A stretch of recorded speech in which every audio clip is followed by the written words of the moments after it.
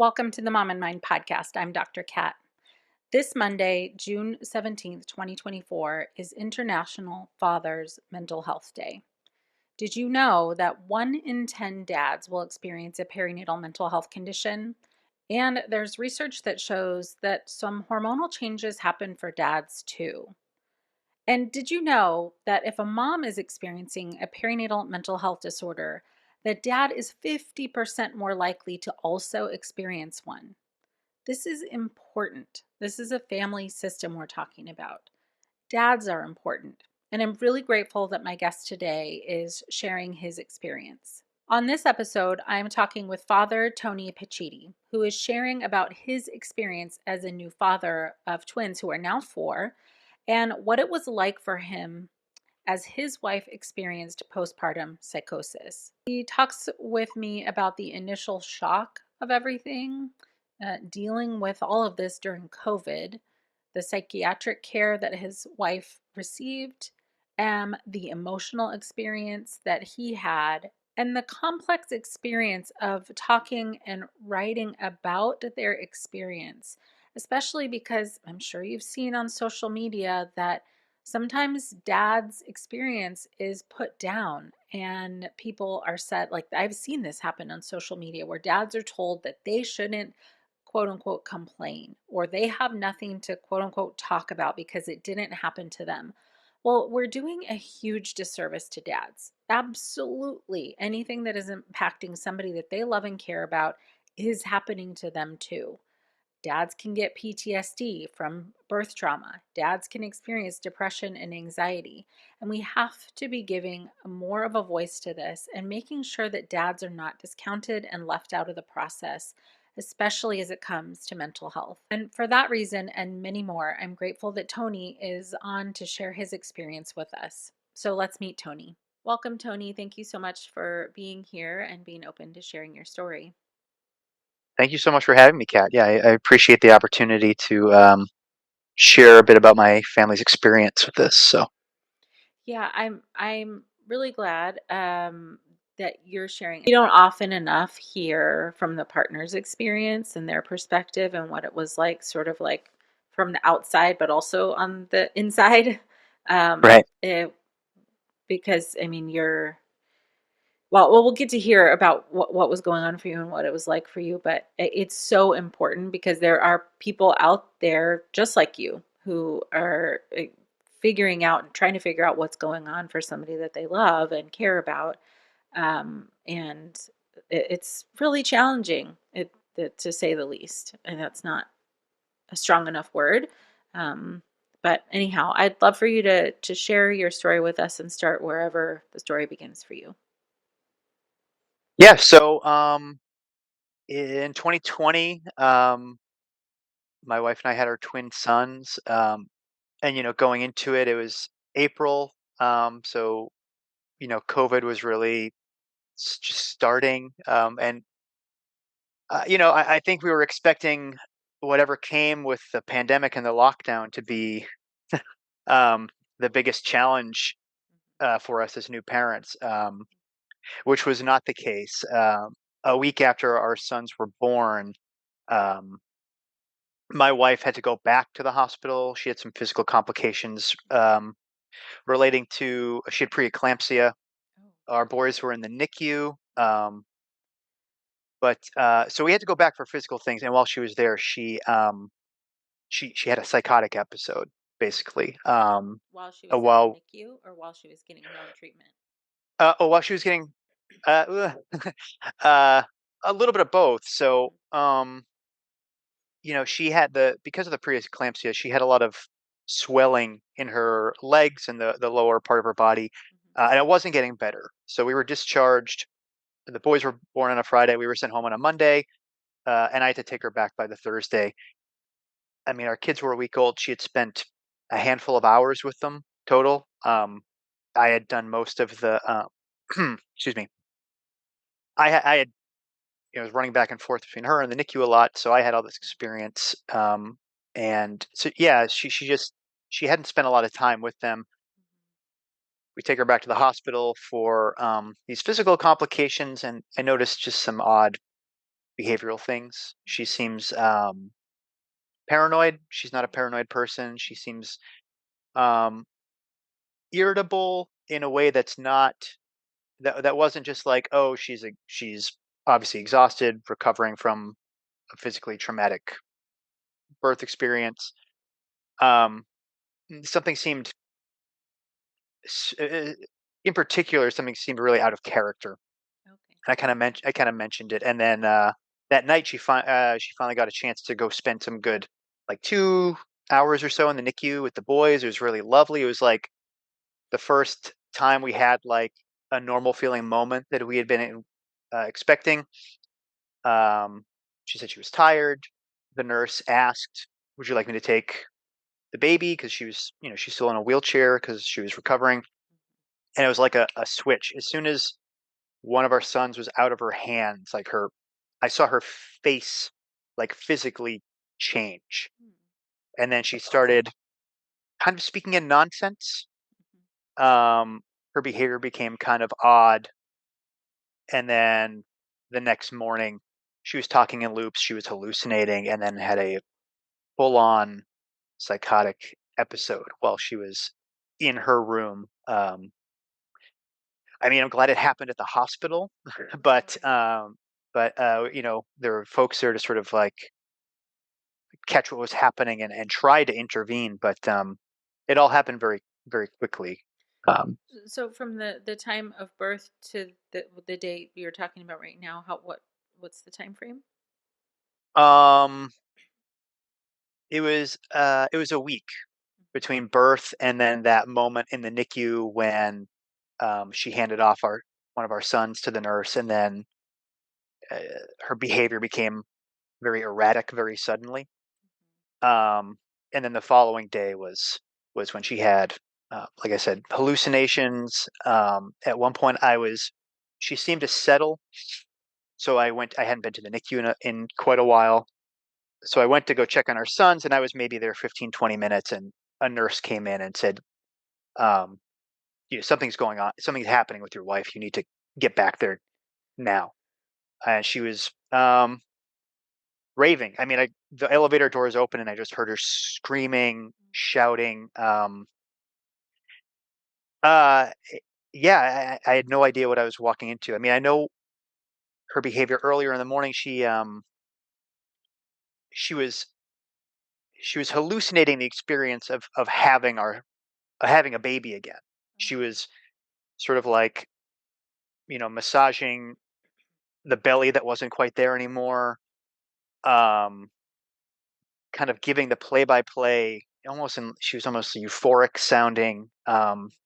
Kept saying she was also her own doula. She kept getting uh, parts of our personal history and family history sort of confused. She thought at various points that either or both of our mothers had died from COVID. That was not the case. So a lot happened really, really quickly, and I was kind of in this position, initially feeling torn, like, oh, like, do I spend more time in the NICU? Do need to be spending time with Sandra while she's recovering? And then this happened, and like that was kind of where I felt I needed to be, but I had nothing to do. I couldn't. I had no idea how to help. And like I said, like if that had happened at home, I can't imagine how much more horrifying it all would have been. yeah, definitely. I mean, that sounds scary. At So if I can walk back for just a second, Sure. there were things that you were noticing, and Hmm. how did you clock that? Like, what was your like internal sense of what was going on? Like, what's this? Yeah, what did it feel like? Yeah. So the day I brought her back to the hospital, she was waiting to be put into a room. The boys were at the NICU. And she said, like, you don't have to stay. Just go home. The boys are fine. I'm not going anywhere. Like, neither of us have slept all week. Why don't you go home, get a full night's sleep, come back in the morning? I said, great. Call me when you get your room. Doesn't matter how late it is. I'll be waiting. And when she called that night, it was later, like between 9 and 10. Like I said, she just sounded she sounded irritated in a way that did not suggest any of the reasons she rightfully had to be irritated, not Mhm. having spent any time with her sons, um, just the sort of ongoing process of her recovery, kind of, not going as well as maybe we were led to believe it would. Something just sounded different, Right. and I don't know how else to really say that. It's just, you you know your partner well enough to know, like, oh, there's something not being said. Mhm. Mhm. Um, and she was saying things like, I don't think I'm in the right place. Um, Okay. she she mentioned, like, they keep asking if I'm what when the shortness of breath started, but I never told them that. But I remember, like, when we brought her back for intake, she told them that she had shortness of breath. So I was like, well, and I tried to say, like, she's exhausted. Maybe the week's just catching up with her. Uh-huh. And then the next morning when I went back to the hospital, I noticed that um, she was kind of getting stuck in these loops Mhm. with her speech. She brought up not feeling like she was in the right place. She said, "I don't think people are listening to me." And I would ask, "What do you mean by that?" And she's like, "They're just not on the same page. But you and me are on the same page, right?" And I'd say, "Yeah, of course." She's like, "But you and me are on the same page, right?" And she just Oh, kept repeating that phrase. okay. Yeah. So it was it It was was out or of these character. yeah, yeah. It was behavior that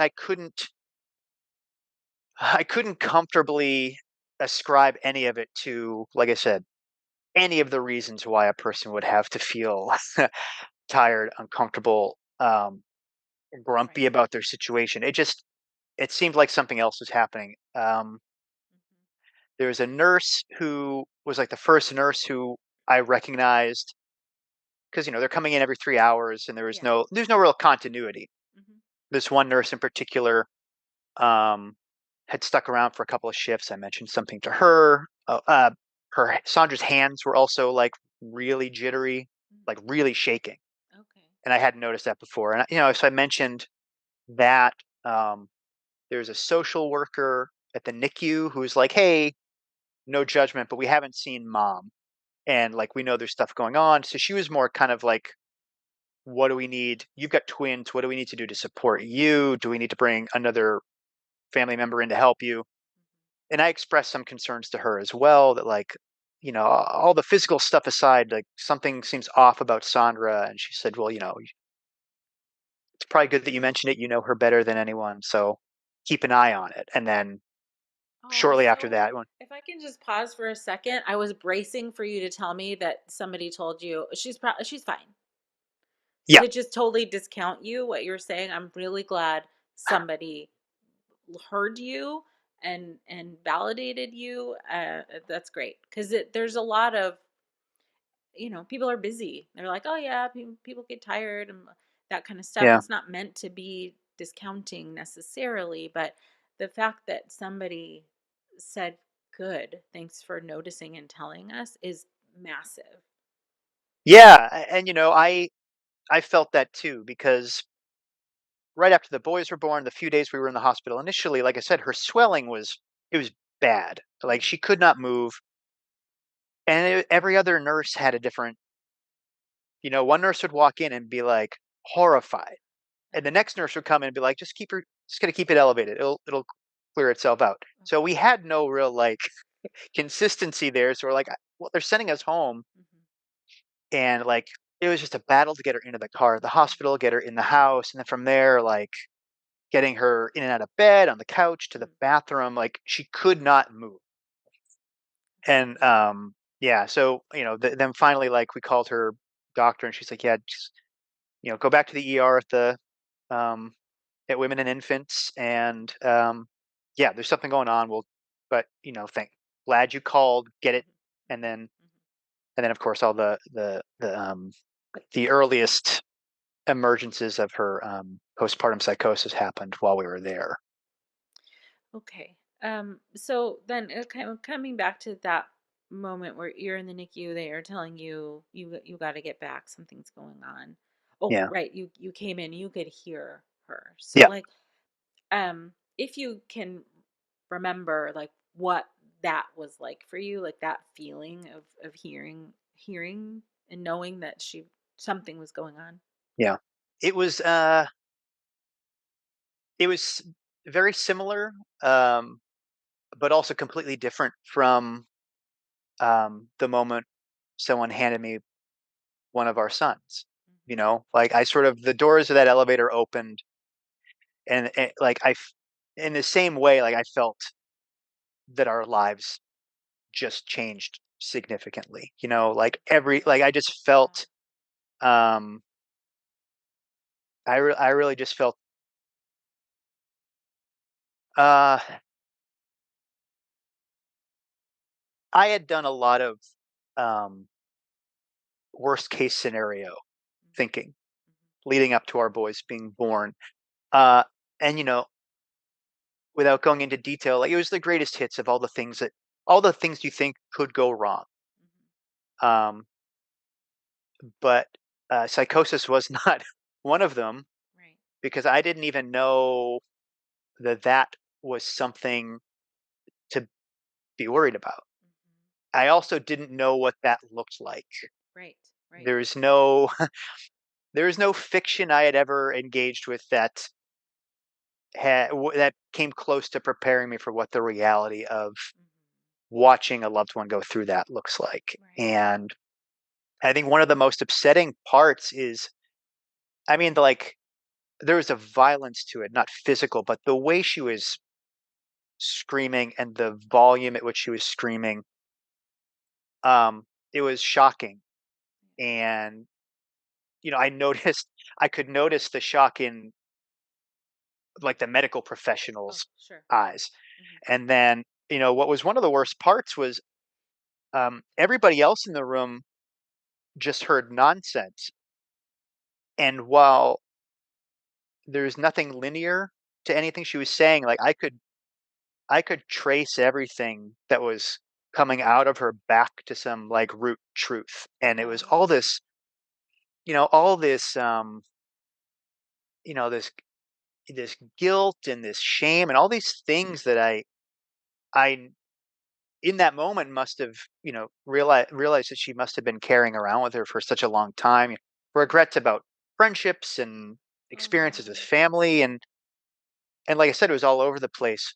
But I could take any like cluster of what she was saying and be like, oh, I know what this is coming from. I know who this is about. I Mhm. can I can piece this story together. Mhm.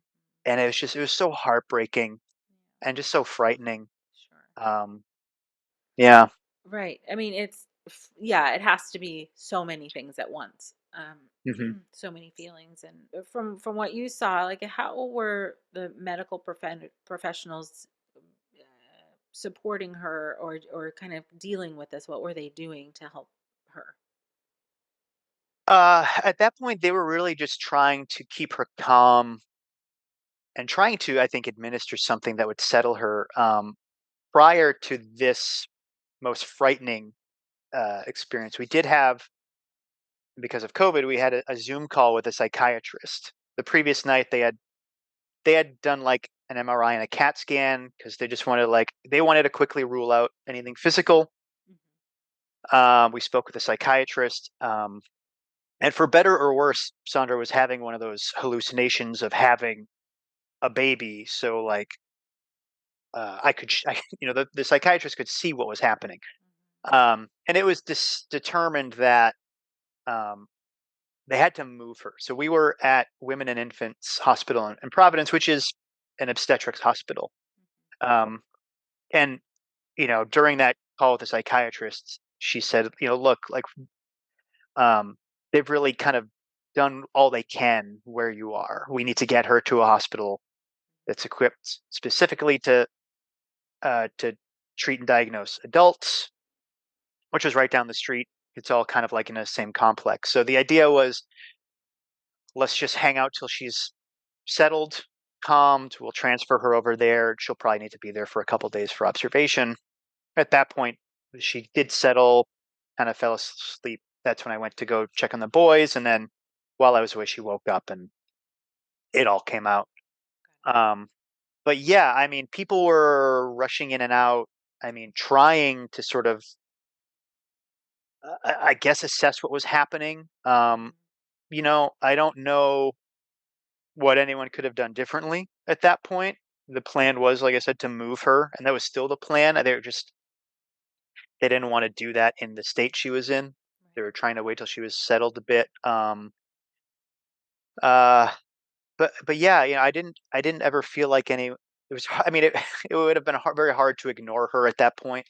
Or give us the brush off. I mean, um, an emergency was Yeah, happening, right. and they recognized that. Mhm. But yeah, so she was moved to, again, just a couple blocks down the street. She stayed at that hospital over the weekend. They wanted to rule out things like encephalitis.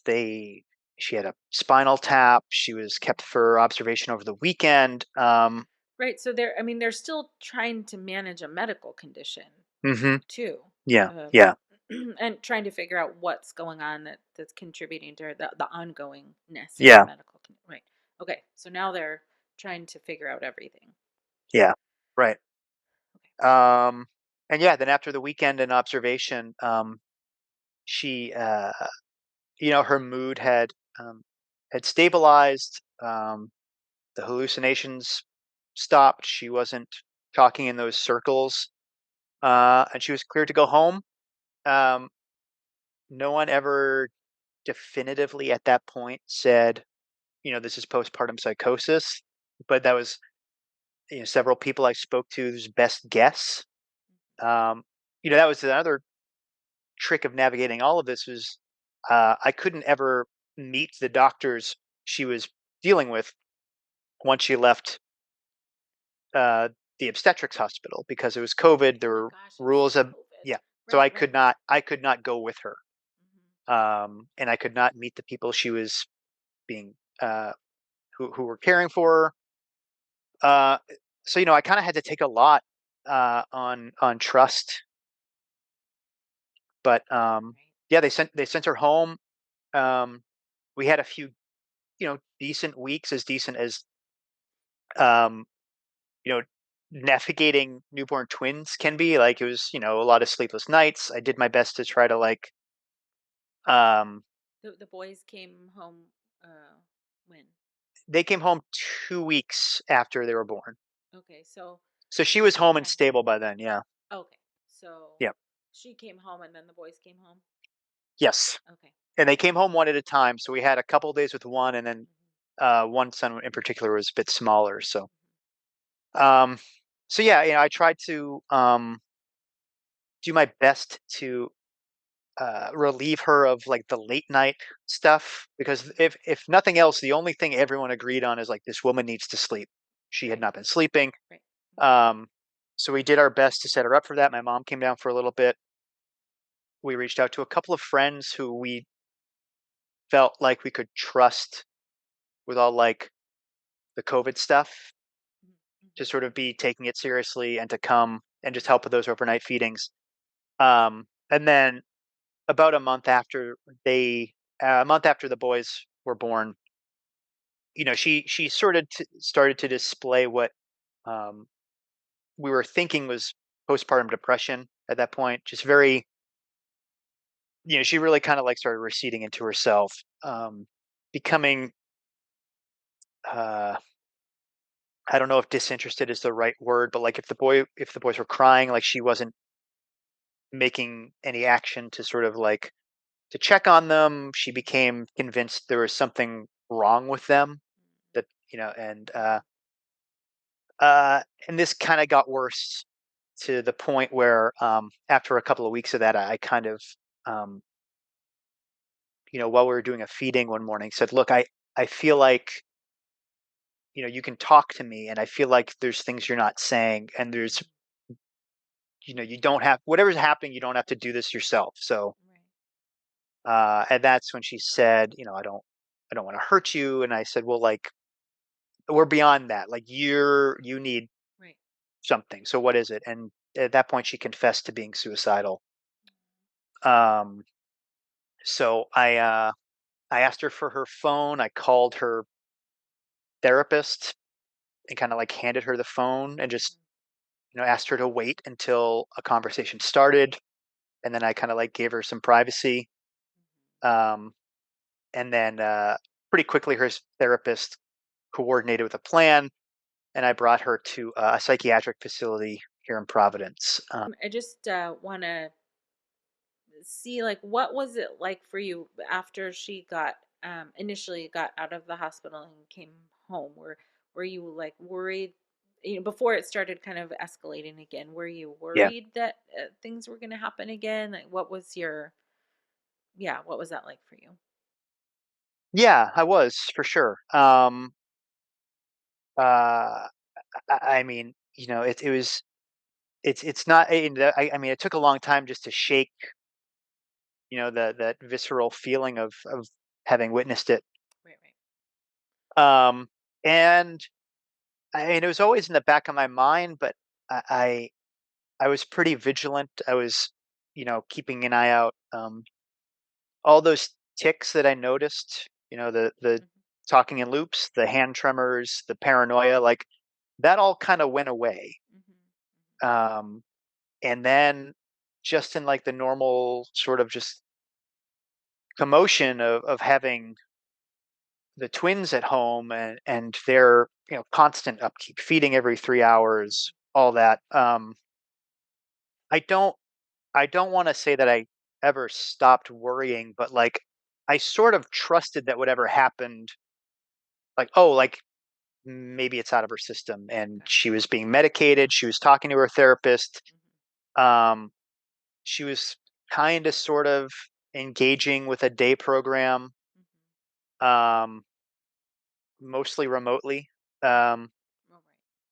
so I sort of uh, I had uh, there was nothing to signal that like she was in a constant state of Hmm. danger. Sure. And I just kind of like I just kind of trusted that things were working the way they needed to. But Hmm. like I said, it was about a month, and then she really slipped into Right. a noticeable depression, and that's when a lot of like the worry and maybe overvigilance started. And yeah, So the symptoms that you initially witnessed weren't necessarily the same ones that showed up that month later. They no, were different. I think that's I think important to note. I mean, I'm thinking, and in some ways, like, you're sharing your story and her experience. And there are people out there who don't know what to look for. Just like how would you have known what to look for? And um, I think it's important to note that it won't always show up the same way, um, and it might not always be the same sort of thing, quote unquote. But I mean, I haven't heard the rest of the story, but it is just, if you're looking for one thing, you might miss another thing. So, yeah, good to take note of that. yeah, Um, yeah. mhm. The yeah, it wasn't and I'm hesitant in my word choice because I don't want to be insensitive here, but it was less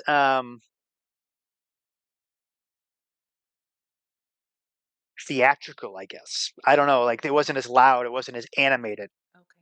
It Um was like subdued and down. she was subdued. Yeah, and the depression, like I said, I thought like, oh, like we're just now this is postpartum depression. This is something different. Right, right, right. But Okay. for me the big signal was the her refusal I'm sorry, her refusal to accept the reality that I was seeing, specifically with Mm, our sons. mm, She was convinced that they um were sick or I unwell or that see. they weren't developing the right way, and uh that was not what I was seeing. It was Right. certainly not what their pediatrician was telling us. Mm-hmm.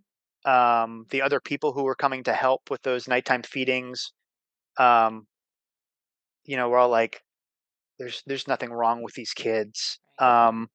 and we were all trying to be gentle about it too because we didn't want to put it on her. We were just trying Right. to help her see what we were seeing, Right. and then but it was like she was convinced, and that insistence. I was like, "Oh, we're seeing two different realities here, and I think there's something happening." Yeah, that's more than sort of quote unquote just depression. Depression's bad Yeah, enough and hard enough. But yeah. right. Okay, so thank you for walking back through that.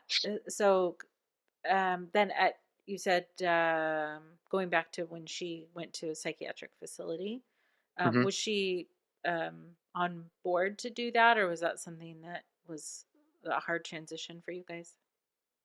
It was very difficult. It happened very quickly. Um, I don't remember her putting up much resistance. Um, and my memory was that she didn't really have a choice that first time. It was more like her therapist called us back and said, I talked to the psychiatrist who's been handling your meds. We talked to the hospital. Yeah. They're expecting you this afternoon. So, get a bag together, find the help you need for the kids. Um, uh, she didn't resist, but she also didn't, she's like, "Well, I don't have postpartum depression. I don't think, or anything." She's like, "And they're not going to be able to help me there." Got it. She went, but she didn't seem on board necessarily. Right. Um, Yeah. uh, she ended up going twice. The first stay was very short, comparatively, about well, not very short. It was a week and a half, 2 weeks. Hmm. And again, she seemed like she was getting better. Her mood was better. So they sent her home. Um, she was not better. She was worse.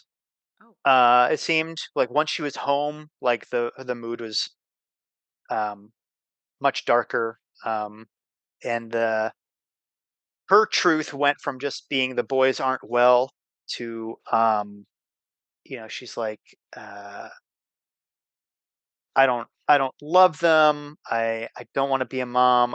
You'd all be better off if I were just gone. So I'm just gonna be homeless now. Oh. All This is this, heartbreaking. yeah, Hmm. it Hmm. was really hard. And again, I think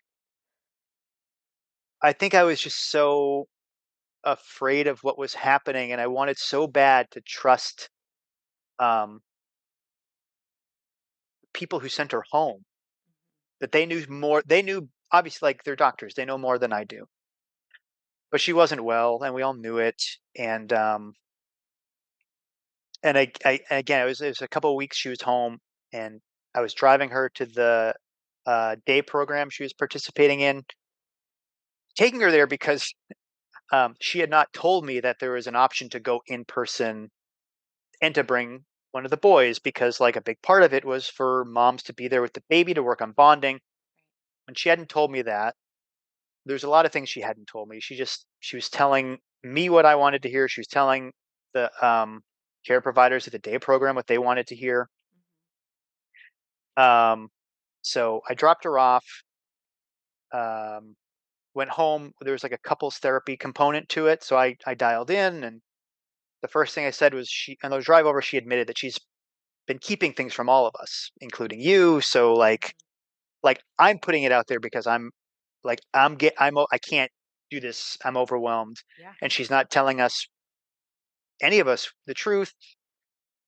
So they prompted her and they said, uh, you said on a scale of 1 to 10, your suicidal thoughts were a 2 when you left the hospital.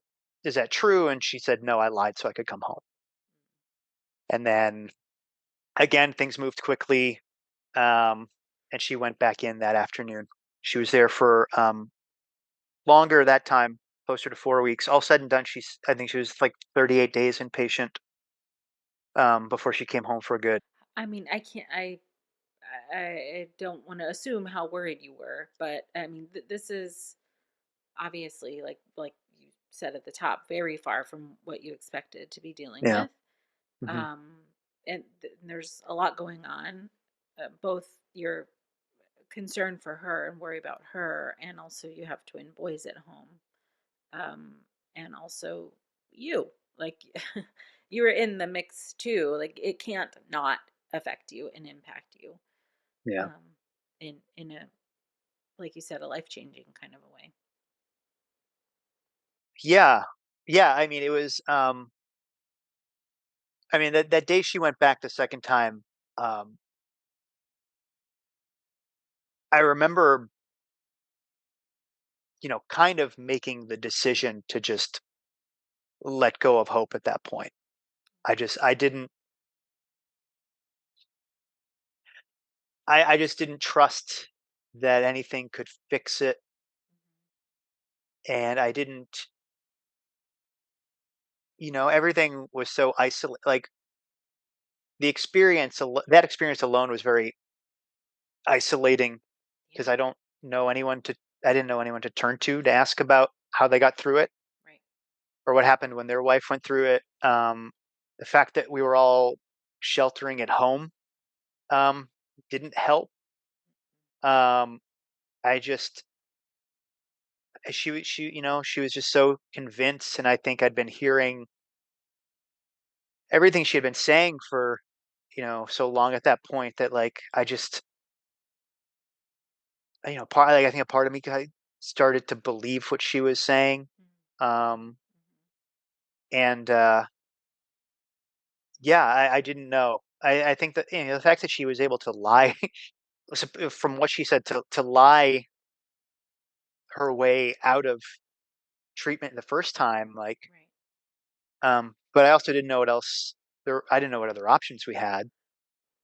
Yeah. I mean, So right. she So went, that yeah, if that's not a part of her character, right, when she's, feeling at her feeling like herself and at her baseline, she's not like lying to people about right. stuff. Um Right, and so she's not a she was never a very convincing liar either. Prior to this, uh-huh. she became very good at it. Mhm. Um, but, yeah, it was, gosh, I don't know that I've ever felt that, truly hopeless. I had never yeah, that bottom of despair was not something I'd ever experienced prior or thankfully since. Um, but, Did anybody know to offer you support, or did you get any resources for yourself? I was talking to my I had been talking to a therapist, so I was talking to somebody. I was not alone. My mother at that point, um, the first time Sandra went to the psychiatric facility, my mother came down that day and she didn't leave for 9 weeks. So she was there. Um, and I had those friends who were coming in at night to help with feedings. Uh, I I had reached out to not the video peer support that Postpartum Support International does, but they have like a call-in number. Uh-huh. Yeah. I remember doing that once, and I mean, the introductions alone took a long time. Like the guy facilitating is like, "Wow, this is the most people we've ever had on one of these things," and um, you know, you take some comfort in community there to a point, but I just kind of floundered and sort of with her taken out of my hand. Like there's nothing I could have done to help her besides, like, once she was out of the house. Um, and I really just kind of locked in on the boys. Um, I became very obsessive about one of our sons in particular was not a very good feeder, and I became like so. I think I was like, well, I can't fix Sandra. I can fix this though. I can get him to eat. I can get him, and like I just kind of made that situation worse for myself by just putting all this pressure on it. And he was fine. He just didn't like to eat a lot, and I just wasn't trusting. I wasn't trusting anything, you Right. know.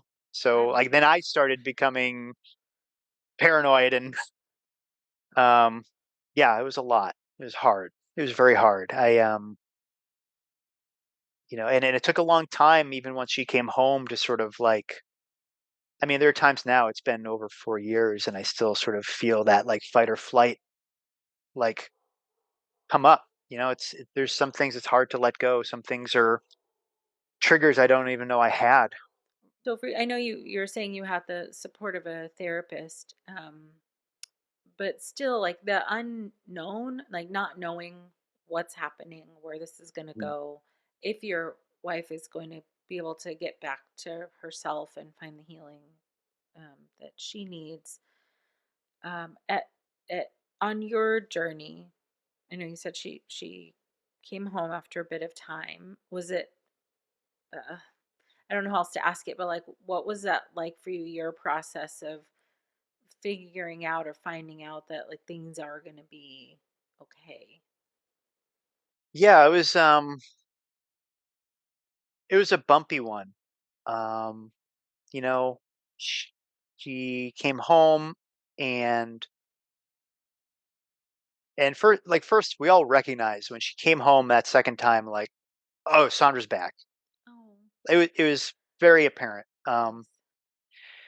It ended up being, ECT was the treatment that finally worked, Hmm. um, which is a very kinda scary when we've only kinda had, like, have the context of, like, film and TV for, like, what that looks like. Those are not flattering portrayals often. It doesn't look like that anymore. Like, Right. yeah, it doesn't look like Yeah, that anymore. but, uh, that sort of punched through whatever it was, and then the medication finally worked, and so she came home. We recognized at once that, like, Sandra's sort of back at the wheel here, Hmm. um, but she came home very eager and very excited, so I remember one night shortly after she came home, there was something we didn't have, and she's like, "Oh, I'm just gonna go down this street to Stop and Shop, and I'll get it. I'll be right back." Um, but she forgot about all the times that she said she wanted to just leave and never come back because we'd all be better off without her. So, like, Hmm.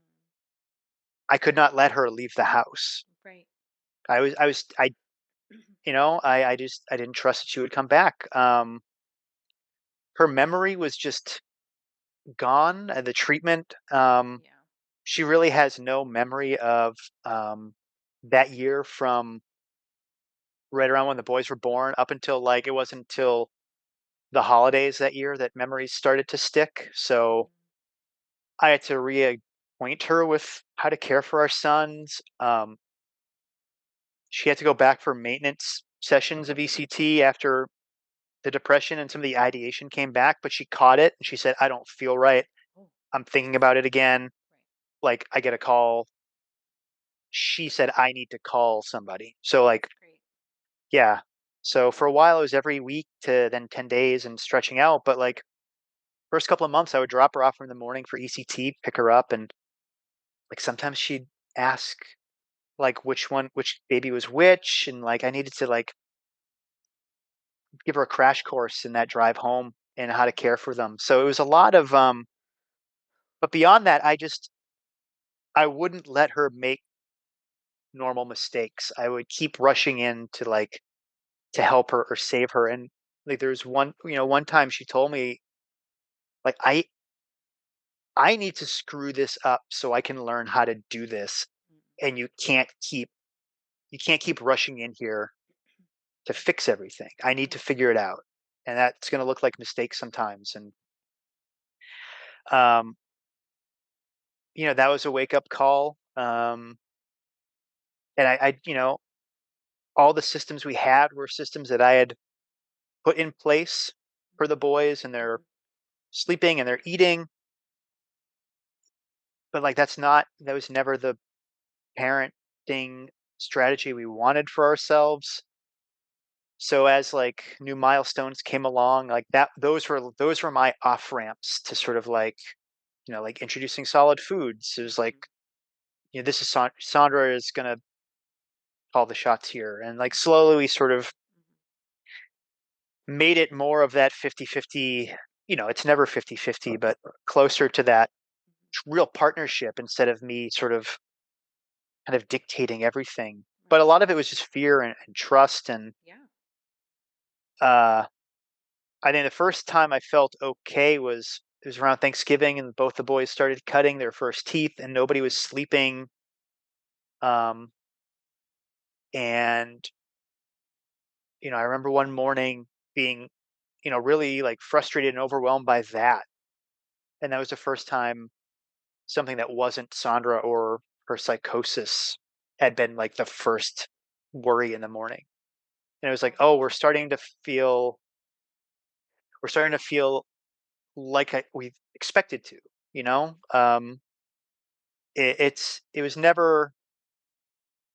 It was never not top of mind, but it started to become like the second or maybe like the third thing to worry about, mhm, um, after other infant things, and certainly like by the fall, um, yeah, I started to find ways to I started finding my way back to trust. It took a few months, and I mean, to be honest, it took a lot longer, but mhm, mhm.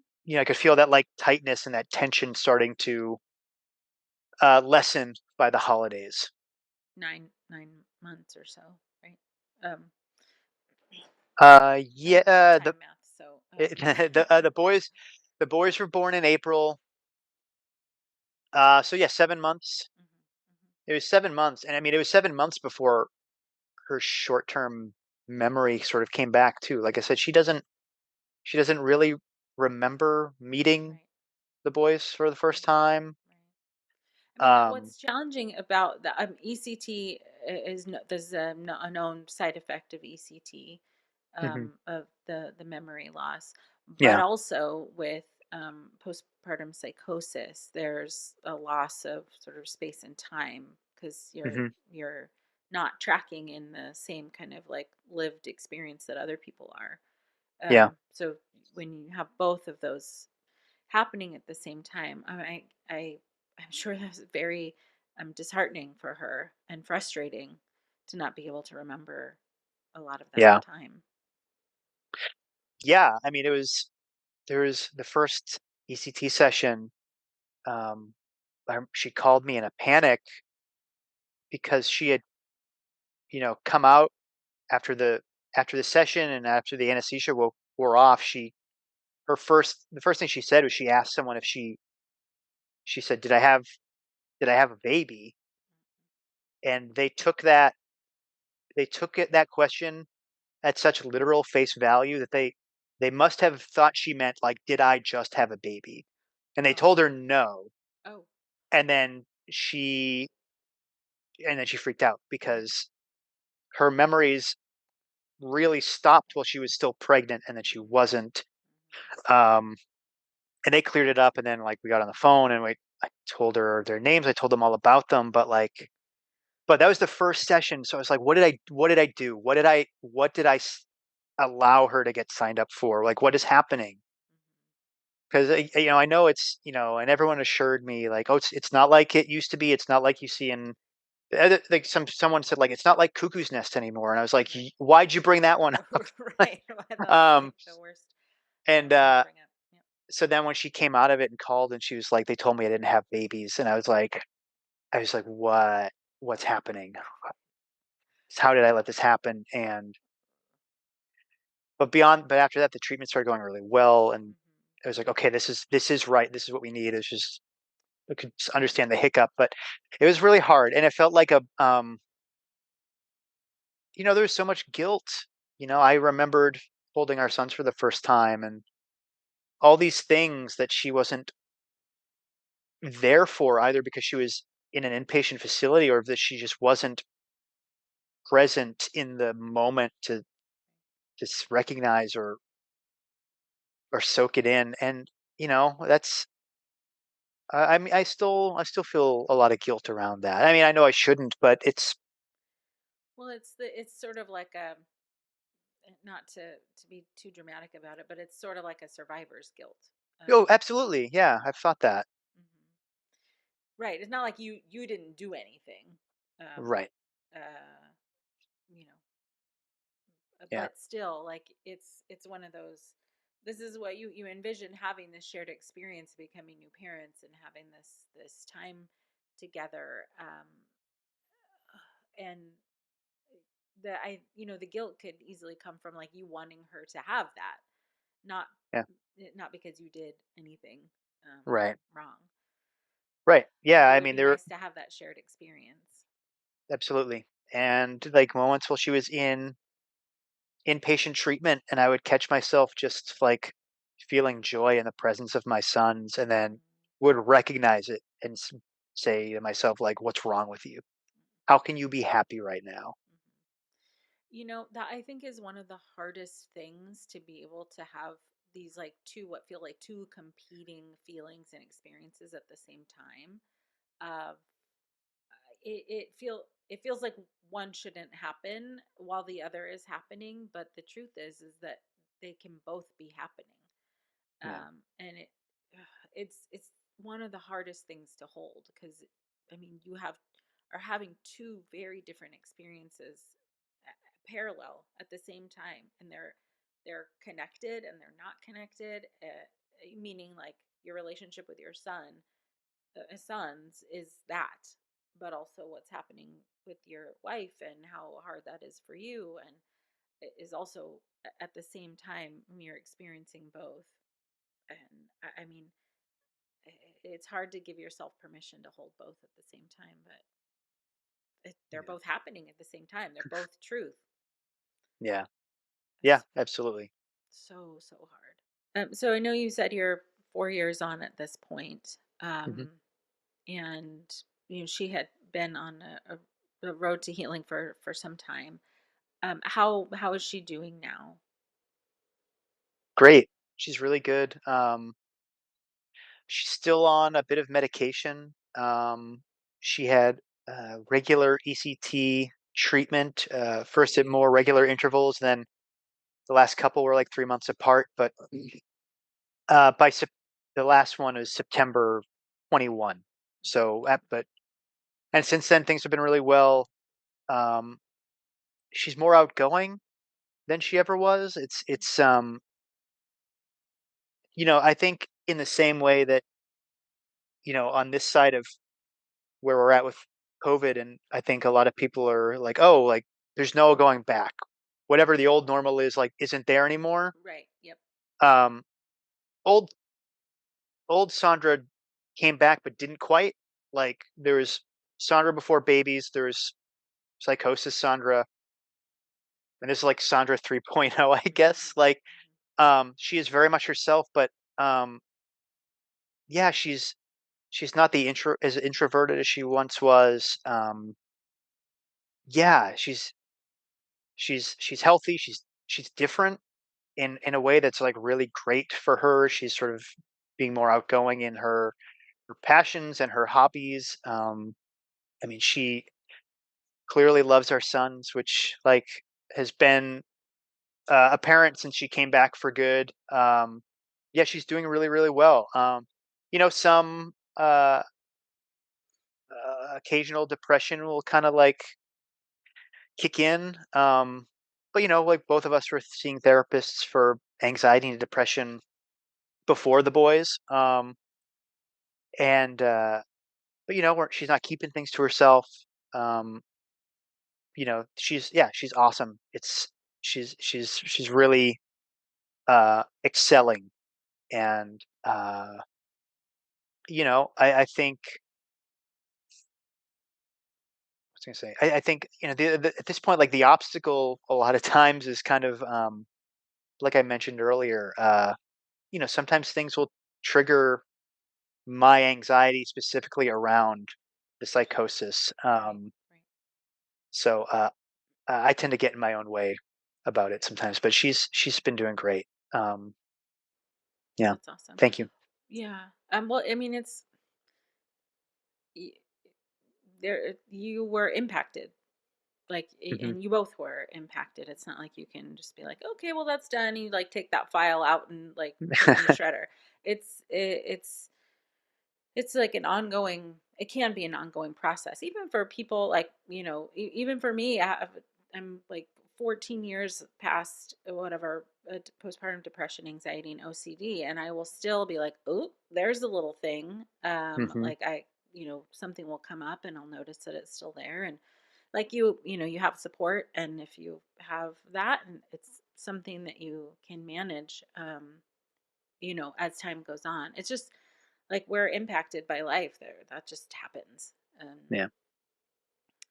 So like, yeah, it would be nice to just be like, oh, done with that. But we have like, I still, like I said, people still have these like surprise little moments of having to deal with stuff, and that's just I appreciate you bringing it up because it's just a very real part of life, but also healing journeys. Yeah. So I know for you, I mean, there's your experience and there's your wife's experience, and talking about it. What is it like for you to talk about your both of your experiences? Uh, I think I still struggle sometimes really owning my role in the whole thing. Um, because it happened to her, but but it didn't just. We everyone around her was impacted by it. And um yeah, I've sort of struggled. I've often felt like, oh, it's on the one hand, it's not your place to sort of carry this or like to claim it as your story. And I'm trying, I try not to speak for her. It's hard. We had two very different experiences with something that physically and uh mentally directly impacted her, but me and our sons by extension were sort of um just we're caught up in it just very differently. Right. But it does, sometimes I second guess, am I do I have the sort of the authority to be speaking about it? But but my experience was my experience, and Mhm. I think I didn't read much about it while it was happening because I was afraid of what I was going to find. Sure. Um, like I knew you only hear about it when like the worst thing that could happen happens. Mhm. Um, and I couldn't, you know, uh, I couldn't put that in my head in that Right. moment. Yeah. And that's sort of one of the reasons why I've written about it a bit. Um, because there is another side to it, or Yes. another exit to it, and yeah, certainly for like partners, it is such a strange and upsetting experience. And um yeah, like just to sort of offer that voice and perspective in the hope that someone who is watching someone go through it and needs to feel a little less alone might. Mhm. But it's yeah, it's a tricky thing. Yeah, I hear what you're saying. Um, it makes a lot of sense. Um, and I think there is something societally that people are getting wrong, is that like pregnancy and birth and postpartum only happen to the birthing person. It really does a disservice to the family and family system. And I think this is another place where we can hold both. Like, yes, that intensity happened to her, and like all of those things happened to her. But it also it happened to you too. Like you experienced something as well. And I too often partners and fathers are left out of this discussion, and like I've seen it on social media. Maybe you have too, unfortunately. Like these comments of like, "Oh, how dare you? This happened to her. Why does it have to be about you?" And doing all this like suppression of the male or partner experience is just wrong. It is 100% wrong to do. I mean, Yeah. we are not siloed. We are in relationship with each other. There's no way it doesn't impact you. And that's not saying she did anything wrong. She didn't. This happened Right. to her. But here's my like soapbox PSA to anybody who's gonna come at you for talking about it is just like just stop and listen. It it is unfair, and it ultimately is also unfair to do to your wife Hmm. to try and suppress your voice in any way or tell you you shouldn't talk about it. Like she cares about you too. I mean, it's wild what people do. Anyways, all right, Yeah. that's my soapbox.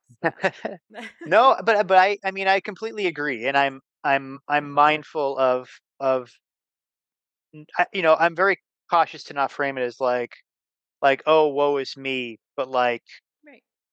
trying to own and occupy that space as a partner, as someone who observed it, and like I said, the fact that she remembers, I mean, pretty much none of it. I do feel obliged um because of what she went through to sort of do what I can to document it, even for you know my family's whatever prosperity or what's the word I'm looking for? Anyway, I think I History. got it right. History. Yeah, yeah, yeah. To sort of honor the memory of what she went through, but to acknowledge what I went through as well. And it's like it's a fine line. But I agree that more often than not these days, I get on that soapbox too, and Okay, I'm good. trying to be gentler with myself about owning my part in the story for sure. Right, right. It's hard, and Yeah. there like I just do think there's so much societal stuff around what we do, culture does to men and their Hmm. experiences and their emotional experiences. It's just like you're a whole human. Like Hmm. you can have your feelings. It's okay. Everybody Yeah. calm down. Yeah. So I really do appreciate you sharing. And I mean, it goes without saying, your wife knows you're talking about this. It's not like you're doing this in secret Right. either. Like this is something you guys have agreed upon together. Oh, absolutely. Yeah, she's given the full-throated endorsement to sort of talk about it as much as I can because she certainly didn't know psychosis was on the roadmap either, you Hmm. know? Hmm. Um, and like I remember her therapist invited me to a session with her before the boys were born to be like, hey, this is what postpartum depression looks like. And given her history, you should know some red flags. But Hmm. psychosis never came up. Hmm. And the baby books mention it like in a few sentences and like Right. make it super scary because it is, but like tell us more about what it looks like. Tell Right. us more what we can do to like what flags we can look for instead of like Right. super scary emergency, call 911. Which Hmm. like yes, do that, but uh yeah, I just Right. How do you know it what wasn't you're there. Yeah, looking at or looking for? exactly. Right. Yep. Right. Well, I, for one, appreciate you sharing your story and sharing your experience and honoring what she went through and what you went through. Yeah, and I just really thank you for taking the time to be with us today. Thank you so